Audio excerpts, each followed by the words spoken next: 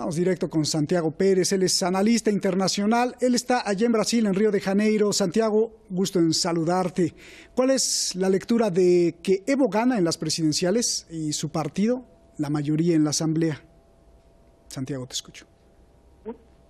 Muchas gracias por la invitación al programa.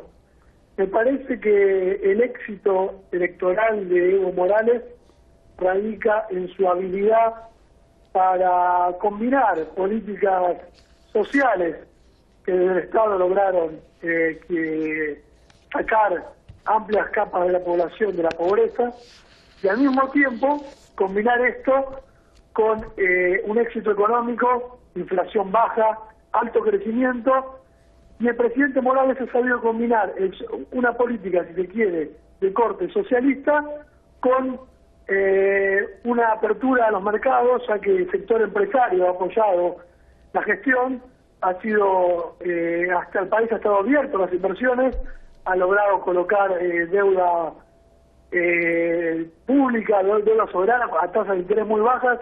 Es decir, me parece que Evo Morales se ha mostrado como un ejemplo en la región, combinando políticas socialistas y políticas de mercado.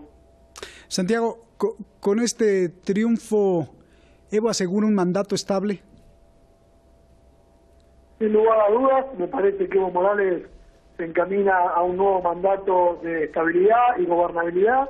Como dije anteriormente, las perspectivas económicas de Bolivia son muy positivas, con la inflación bajo control, una de las tasas de crecimiento más altas del cono sur, así que me parece que no veo ningún inconveniente, ningún problema que pueda afectar la gobernabilidad en Bolivia en este nuevo periodo que se inicia. Santiago, te agradezco mucho. Santiago Pérez, él es analista internacional allá en Brasil, en Río de Janeiro. Santiago, muchas gracias.